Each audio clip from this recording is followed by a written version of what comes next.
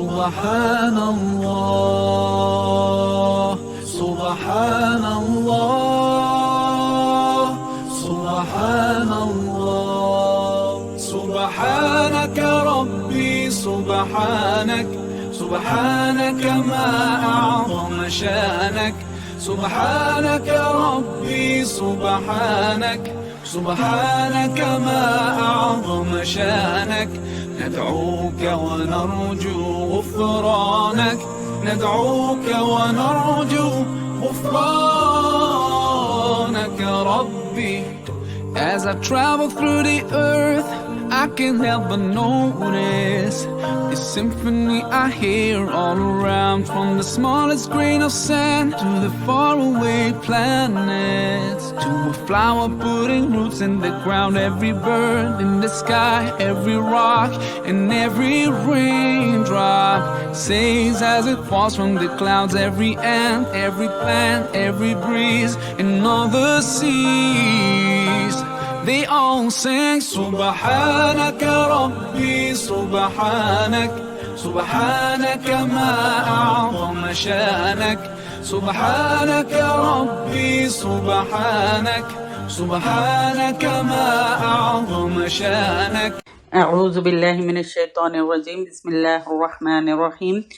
ان الحمد للہ تعالی نحمده ونستعین به ونستغفره ونعوذ باللہ من شرور انفسنا ومن سیئات اعمالنا، من يهد الله فلا مضل له ومن يضلل الله فلا هادي له، واشهد ان لا الہ الا اللہ وحدہ لا شریک لہ، واشهد ان محمدا عبدہ ورسولہ صلی اللہ علیہ وسلم۔ تمام تعریفیں اللہ کے لیے ہیں، ہم اس کی تعریف کرتے ہیں اور اس سے مدد اور معافی طلب کرتے ہیں۔ ہم پناہ مانگتے ہیں اللہ عز و جل کی خود کی برائیوں سے اور تمام برے کاموں سے۔ جسے بھی اللہ کی ہدایت ملے اسے کوئی گمراہ نہیں کر سکتا، اور جسے اللہ نے گمراہ کیا اسے کوئی ہدایت نہیں دے سکتا۔ ہم گواہی دیتے ہیں کہ عبادت کا حقدار صرف اللہ ہے اور کوئی اس کا شریک نہیں ہے، اور گواہی دیتے ہیں کہ محمد صلی اللہ علیہ وسلم اللہ تعالیٰ کے بندے اور رسول ہیں، اور اللہ اپنی سلامتی بھیجے اپنے آخری نبی پر اور ان کے اہل و عیال پر اور ان کے صحابہ پر۔ جو بھی حق میں آپ لوگوں کے سامنے پیش کروں وہ اللہ تعالیٰ کی طرف سے ہے، اور اگر مجھ سے غلطی یا کوتاہی ہو جائے تو میری طرف سے اور شیطان کی طرف سے ہے۔ رب اشرح لی صدری ویسر لی امری واحلل عقدۃ من لسانی یفقہوا قولی۔ السلام علیکم ورحمۃ اللہ وبرکاتہ۔ اعوذ باللہ من الشیطان الرجیم، بسم اللہ الرحمن الرحیم۔ سورہ اللیل شروع کرتے ہیں۔ واللیل اذا یغشا، قسم ہے رات کی جب وہ چھا جائے۔ والنہاری اذا تجلی، والنہاری اذا تجلی، قسم ہے دن کی جب وہ روشن ہو۔ وما خلق الذکر والانثی، اور جس نے پیدا کیا نر کو اور مادہ کو۔ ان سعیکم لشتی، بے شک تمہاری کوشش البتہ مختلف طرح کی ہے۔ فاما من اعطی واتقی، تو لیکن جس نے دیا اور تقوی کیا۔ وصدق بالحسنی، اور تصدیق کی بھلائی کی۔ فسنیسرہ للیسری، پس ان قریب ہم آسانی دیں گے اس کو نیکی کے لیے، آسانی کے لیے۔ وَأَمَّا مَنْ بَخِلَ وَاسْتَغْنَى، اور لیکن جس نے بخل کیا اور بے پرواہی برتی۔ وَكَذَّبَ بِالْحُسْنَى، اور جھٹلایا نیکی کو، بھلائی کو۔ فَسَنُيَسِّرُهُ لِلْعُسْرَى، پس ان قریب ہم آسانی دیں گے اس کو تنگی کے لیے۔ وَمَا يُغْنِي عَنْهُ مَالُهُ إِذَا تَرَدَّى، اور نہ کام آئے گا اس کو اس کا مال جب وہ ہلاک ہو گیا۔ ان علینا للہدی، بے شک ہمارے ذمے البتہ ہدایت ہے۔ وَإِنَّ لَنَا لَلْآخِرَةَ وَالْأُولَى، بے شک ہمارے لیے البتہ آخرت ہے اور اولا دنیا۔ فَأَنذَرْتُكُمْ نَارًا تَلَظَّىٰ، تو خبردار کیا میں نے تم کو ایک آگ سے بھڑکتی ہوئی۔ لا يصلاها الا الاشقى، نہ داخل ہوگا اس میں مگر بدبخت۔ الذی کذب وتولی، جس نے جھٹلایا اور منہ موڑ لیا۔ وَسَيُجَنَّبُهَا الْأَتْقَى، اور ان قریب بچا لیا جائے گا اس سے سب سے زیادہ پرہیزگار۔ الذی یؤتی مالہ یتزکی، تو وہ جو دیتا ہے مال اپنا کہ پاکیزگی اختیار کرے۔ وما لأحد عنده من نعمت تجزی، اور نہیں کسی کے لیے اس کے پاس نعمتوں میں سے جس کا بدلہ اسے دینا ہو، مگر تلاش کرنے کو رضا اپنے رب اعلیٰ کی۔ وَلَسَوْفَ يَرْضَىٰ، اور البتہ ان قریب وہ راضی ہو جائے گا۔ با محاورہ ترجمہ لیں گے اب۔ رات کی قسم جب وہ چھا جائے اور دن کی جب وہ روشن ہو، اور اس ذات کی جس نے نر اور مادہ پیدا کیے، بے شک تمہاری کوشش باہم مختلف ہے۔ پھر جس نے اللہ کی راہ میں دیا اور ڈرتا رہا اور اس نے نیک بات کو تصدیق کی، تو یقیناً اسے ہم آسانی کی راہ نیکی کی توفیق دیں گے۔ اور لیکن جس نے کنجوسی کی اور پرواہ کی لیکن جس نے کنجوسی کی اور پرواہ نہ کی اور اس نے نیک بات کو جھٹلایا، تو یقیناً اسے ہم تنگی کی راہ یعنی بدی کی سہولت دیں گے۔ اور جب وہ دوزخ میں گرے گا تو اسے اس کا مال کوئی فائدہ نہ دے گا۔ بے شک ہدایت دینا ہمارے ہی ذمے ہیں، اور بے شک آخرت اور دنیا ہمارے ہی اختیار میں ہیں۔ بالآخر میں نے تمہیں بھڑکتی آگ سے ڈرا دیا، اس میں بڑا بدبخت ہی داخل ہوگا جس نے جھٹلایا اور منہ پھیرا، اور بڑا متقی اس سے ضرور دور رکھا جائے گا جو پاک ہونے کے لیے اپنا مال دیتا ہے، اور اس پر کسی کا کوئی احسان نہیں جس کا بدلہ اسے دیا جائے، مگر صرف اپنے رب برتر کا چہرہ چاہتے ہوئے مال خرچ کرتا ہے، اپنے رب کی رضا چاہتے ہوئے مال خرچ کرتا ہے، اور یقیناً اللہ تعالیٰ جلد اس سے راضی ہوگا۔ اب تفسیر و تشریح لیں گے۔ سورہ لیل کا تعارف۔ اس سورت کے پہلے ہی لفظ لیل کو اس کا نام قرار دیا گیا۔ سورہ لیل کے انداز بیان سے محسوس ہوتا ہے کہ یہ اور سورہ شمس قریب ایک ہی زمانے میں نازل ہوئی ہے۔ دو مختلف راستوں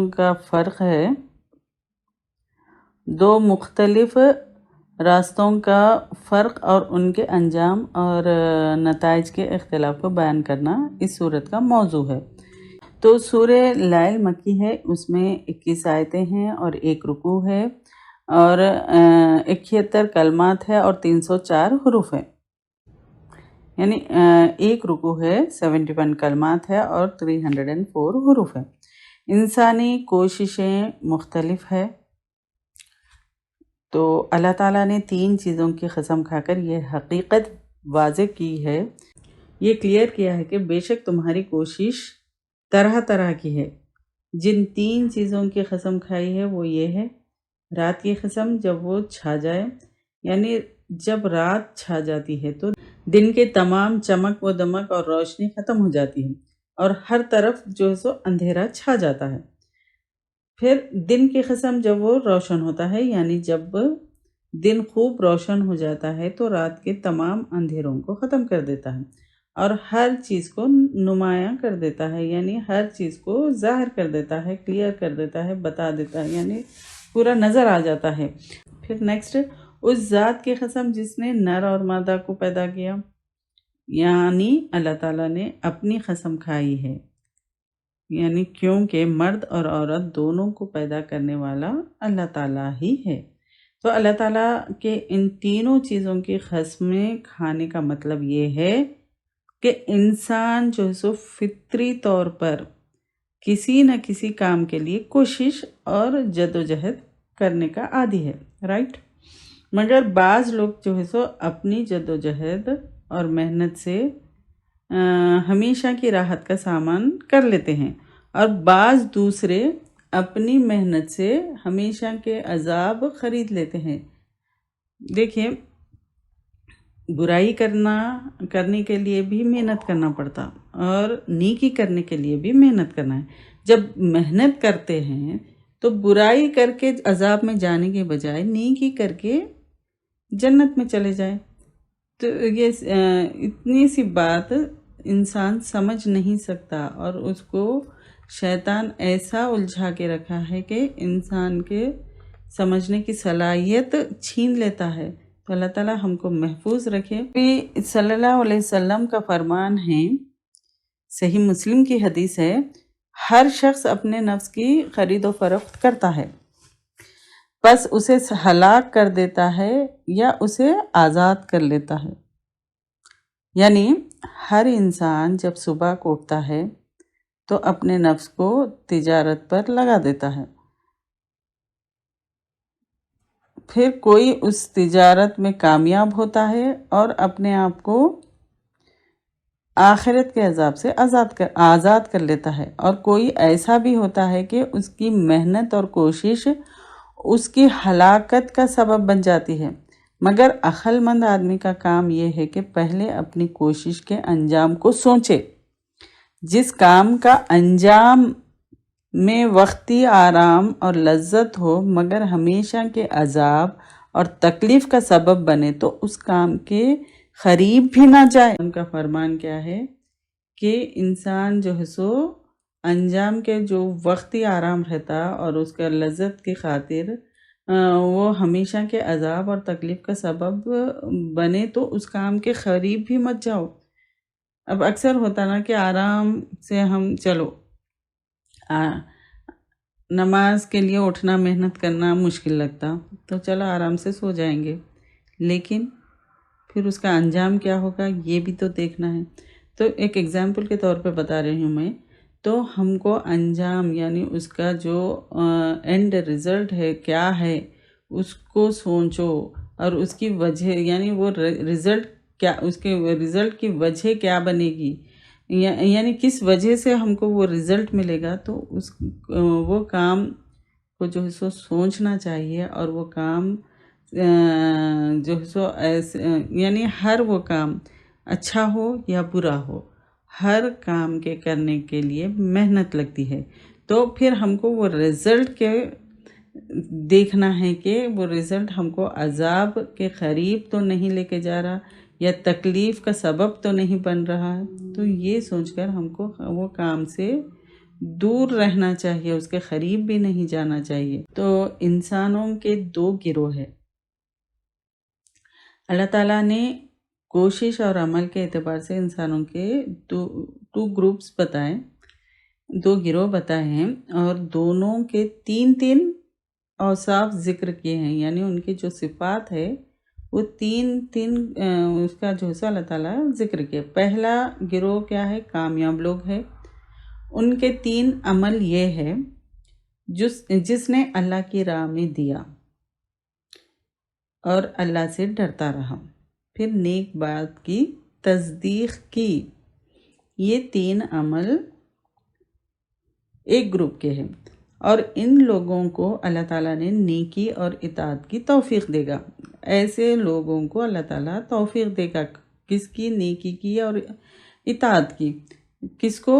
جس نے اللہ کی راہ میں دیا، پھر اللہ سے ڈرتا رہا، پھر نیک بات کی تصدیق کرتا رہا، اور ان کو ان کے لیے اختیار دے گا، یعنی پھر اللہ تعالیٰ جو ہے سو ان کو نیکی اور اطاعت کی توفیق دے گا اور ان کو ان کے لیے اختیار دے گا۔ مفسرین کہتے ہیں کہ یہ آیت سیدنا ابو بکر صدیق رضی اللہ تعالیٰ عنہ کے بارے میں نازل ہوئی، جنہوں نے وہ 6 غلام آزاد کیے جنہیں اہل مکہ مسلمان ہونے کی وجہ سے سخت تکلیف دیتے تھے۔ تو اس کے بعد اللہ تعالیٰ نے دوسرے گروہ کے بھی 3 عمل کا یوں ذکر کیا ہے، جس نے کنجوسی کی، بے پرواہ ہو گیا اور اس نے نیک بات کو جھٹلایا۔ تو یہ ایک اور ایک دوسرا گروپ ہو گیا۔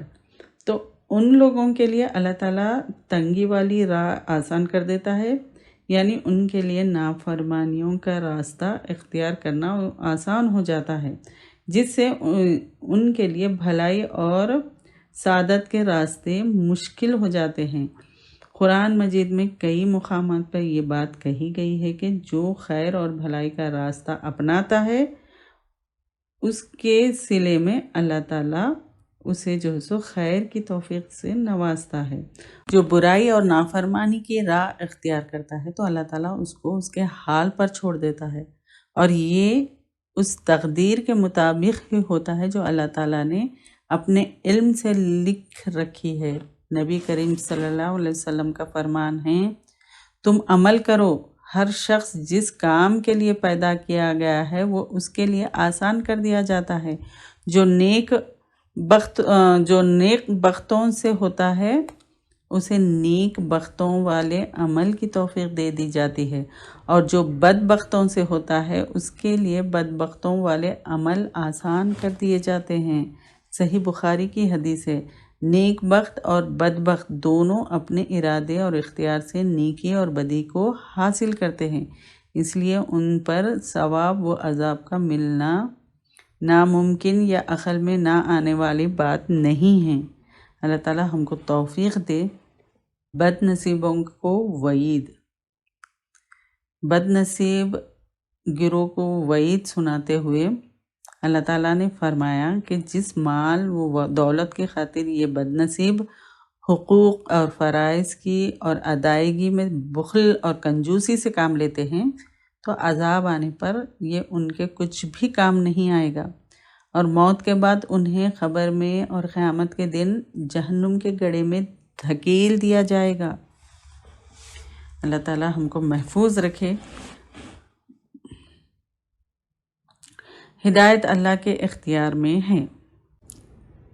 اللہ تعالیٰ نے فرمایا ہے کہ ہم نے برائی اور بھلائی کی تمیز انسان کی فطرت میں داخل کر دینے ہی پر اکتفا نہیں کیا، یعنی بس اتنا ہی نہیں کیا بلکہ اس کی پوری رہنمائی کرنا بھی ہمارے ذمے ہے۔ اللہ تعالیٰ کہہ رہے ہیں کہ اللہ تعالیٰ نے صحیح راہ دکھانے کی اور رسول بھیج کر اور کتابیں نازل کر کے پوری کر دی۔ اب کسی کے لیے یہ حجت باقی نہیں رہی کہ اسے معلوم نہ تھا، سمجھایا نہیں گیا، راستہ نہیں واضح ہوا، کیونکہ اللہ تعالیٰ کسی پر ظلم نہیں کرتا، وہ عادل اور انصاف کرنے والی ذات ہے۔ اللہ تعالیٰ سب چیزیں دے کر انسان کو ہر چیز بتا دی، ہر چیز سمجھا دی، اور ہر چیز کلیئرلی بتا دیے کہ کون سا راستہ صحیح کون سا غلط۔ رسول بھیجے، کتابیں بھیجے، تو اب انسان یہ نہیں کہہ سکتا کہ اس کو معلوم بھی نہیں تھا، اس کو کوئی بتایا بھی نہیں راستہ، اس کے لیے کوئی کلیئر راستہ نہیں تھا، یہ وہ جو ہے سو نہیں کہہ سکتا۔ تو اللہ تعالیٰ کسی پر بھی ظلم نہیں کرتا، سب چیز اللہ تعالیٰ نے کر دی ہے، اور انسان کے ساتھ اللہ تعالیٰ یعنی ہر چیز کے ساتھ اللہ تعالیٰ عدل کرنے والا ہے اور انصاف کرنے والا ہے۔ اس کی ذات ہی ایسی ہے کہ وہ انصاف بھی کرتا ہے، عدل بھی کرتا ہے، وہ کسی پر ظلم نہیں کرتا۔ دوسری بات یہ بیان فرمائی کہ کوئی شخص بھی اللہ تعالیٰ سے بھاگ کر کہیں نہیں جا سکتا۔ پھر اللہ تعالیٰ یہ بھی بتا رہے ہیں کہ اللہ سے بچ کر کوئی کہیں نہیں بھاگ سکتا، اور نہ اللہ کے سوا کوئی پناہ گاہ مل سکتی ہے۔ اللہ کی پناہ کے علاوہ کہیں کوئی پناہ نہیں ہے، کیونکہ دنیا اور آخرت اللہ ہی کے اختیار اور قدرت میں ہے۔ جو اس سے دنیا مانگتا ہے وہ اسے جتنی چاہتا ہے دنیا دے دیتا ہے، اور جو اس سے آخرت مانگتا ہے تو اللہ تعالیٰ اسے ضرور آخرت دیتا ہے، ساتھ اتنی دنیا بھی دیتا ہے جتنی اس کے مقدر میں ہوتی ہے۔ نبی کریم صلی اللہ علیہ وسلم نے فرمایا، جس کو بڑی فکر دنیا ہی کی ہو، رات دن اسی میں مصروف رہے اور دین کی پرواہ نہ کرے، تو اللہ تعالیٰ اس کے کام اس پر منتشر کر دے گا، یعنی ہر روز ایک نئی پریشانی لاحق ہوگی جس سے مرنے تک چھٹکارا نہ ہوگا، اور اس کی مفلسی اس کی دونوں آنکھوں کے سامنے کر دے گا، اور دنیا اسے اتنی ہی ملے گی جتنی اس کے لیے لکھ دی گئی تھی، اور جس کا ارادہ آخرت کا ہو تو اللہ تعالیٰ اس کے لیے اس کے کام سمیٹ دے گا اور اس کے دل میں بے پرواہی ڈال دے گا اور دنیا اس کے پاس ذلیل ہو کر آئے گی۔ یہ ابن ماجہ کی حدیث ہے۔ تو اللہ تعالیٰ ہم کو توفیق دے، آخرت کی فکر لگا دے ہم سب کو۔ جہنم کا مستحق کون؟ اللہ تعالیٰ نے بھڑکتی آگ کا ذکر کرنے اور اسے ڈرانے کے بعد فرمایا کہ اس میں صرف بڑا بدبخت ہی داخل ہوگا، یعنی سب سے بڑا بدبخت بد نصیب جو ہے وہ داخل ہوگا، جس نے اللہ اور اس کے رسول کو جھٹلایا اور ان کی اطاعت سے روگردانی کی۔ بعض لوگوں کو یہاں غلطی لگی اور انہوں نے کہا کہ جہنم میں صرف کافر ہی جائیں گے، کوئی مسلمان چاہے کتنا ہی گنہگار ہو وہ جہنم میں نہیں جائے گا، لیکن یہ عقیدہ قرآن و حدیث کے ان واضح دلائل کے خلاف ہے جن سے معلوم ہوتا ہے کہ بہت سے مسلمان بھی جنہیں اللہ تعالیٰ ان کے گناہوں کی کچھ سزا دینا چاہے گا، کچھ عرصے کے لیے جہنم میں جائیں گے، پھر وہ نبی کریم صلی اللہ علیہ وسلم، فرشتوں اور دیگر نیک بندوں کی سفارش سے نکال لیے جائیں گے۔ یہاں جو حتمی انداز میں کہا گیا ہے کہ نہایت ہی بدبخت ہی اس میں داخل ہوگا، تو اس کا مطلب یہ ہے کہ جہنم دراصل انہی کے لیے بنائی گئی ہے جس میں وہ لازماً اور ہمیشہ کے لیے داخل ہوں گے۔ اگر کچھ نافرمان قسم کے مسلمان جہنم میں جائیں گے تو وہ ہمیشہ کے لیے نہیں جائیں گے، بلکہ بطور سزا عارضی طور پر جہنم میں داخل ہوں گے۔ پھر اللہ تعالیٰ نے فرمایا کہ انتہائی پرہیزگاری اختیار کرنے والا جہنم سے دور رکھا جائے گا، جو خلوص نیت، اخلاص کے ساتھ اور دل کی پاکیزگی کے ساتھ مال خرچ کرتا ہے، ریاکاری، شہرت اور کسی کا احسان اتارنے کے لیے نہیں دیتا، اور نہ اسے کسی کے شکریہ کی پرواہ ہے، وہ صرف اپنے رب کی رضا اور خوشنودی چاہتا ہے۔ تو اللہ تعالیٰ اس بندے کو جنت کی نعمتیں اور عزت و شرف عطا فرمائے گا جس سے وہ راضی ہو جائے گا۔ اکثر مفسرین کے مطابق یہ آیتیں حضرت ابو بکر صدیق رضی اللہ تعالیٰ عنہ کی شان میں نازل ہوئی ہیں، لیکن معنی و مفہوم کے اعتبار سے یہ عام ہیں، جو بھی یعنی ہر مومن کے بارے میں ہے یہ، لیکن یہ اسپیشلی ابو بکر کے بارے میں نازل ہوئی ہے۔ جو بھی ان بلند صفات کا حامل ہوگا وہ بارگاہ الہی میں ان کا مصداق قرار پائے گا۔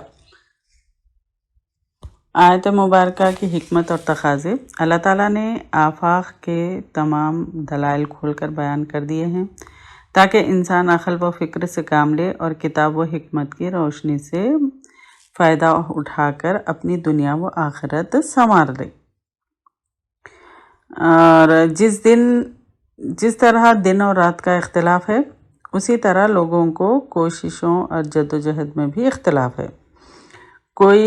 کوشش اور عمل کے اعتبار سے انسانوں کے دو گروپس ہیں۔ ایک گروپ اللہ تعالیٰ کی رضا کے لیے اس کی راہ میں خرچ کرتا ہے اور اسے اللہ تعالیٰ دوزخ کی آگ سے محفوظ رکھے گا۔ دوسرا گروپ کنجوس اور بخیل کافروں کا ہے جو نہایت ہی بھڑکتی ہوئی آگ میں داخل ہوں گے۔ ہدایت اور دنیا و آخرت اللہ تعالیٰ کے اختیار اور قدرت میں ہیں، وہ ان میں سے جسے جتنا چاہتا ہے عطا کرتا ہے۔ سورہ اللیل جو ہے سو آج کے زمانے میں جو مسلمانوں کے لیے ایک نصیحت ہے اور عبرت کا یہ پیغام ہے۔ مسلمانوں پر جو ہے سو آج ذلت و رسوائی چھائی ہوئی ہے، جو ہے سو دشمنوں کو مسلمانوں پر مسلط کر دیا گیا ہے۔ اس کی کیا وجہ ہے؟ مسلمانوں نے اللہ تعالیٰ کے احکام سے منہ موڑ لیا ہے اور رسول اللہ صلی اللہ علیہ وسلم کی سیرت سے روگردانی کی ہے۔ اس وجہ سے آج جو ہے سو امت مسلمہ پر دشمن کو مسلط کر دیا گیا ہے اور مسلمانوں کو ذلت و رسوائی کا سامنا کرنا پڑ رہا ہے۔ اس کی وجہ اللہ کے احکام کو سے منہ موڑنا ہے، رسول کے سیرت سے روگردانی کرنا ہے۔ اللہ تعالیٰ ہم سب کو توفیق دے اور ذلت و رسوائی سے امت مسلمہ کو بچائے، آمین۔ وآخر دعوانا ان الحمد للہ رب العالمین۔ سبحانک اللہم و بحمدک، نشہد ان لا الہ الا انت، نستغفرک و نتوب الیک۔ اللهم اهدنا فيمن هديت وعافنا فيمن عافيت وتولنا فيمن توليت وبارك لنا فيما أعطيت وقنا شر ما قضيت إنك تقضي ولا يقضى عليك إنه لا يذل من واليت ولا يعز من عاديت تباركت ربنا وتعاليت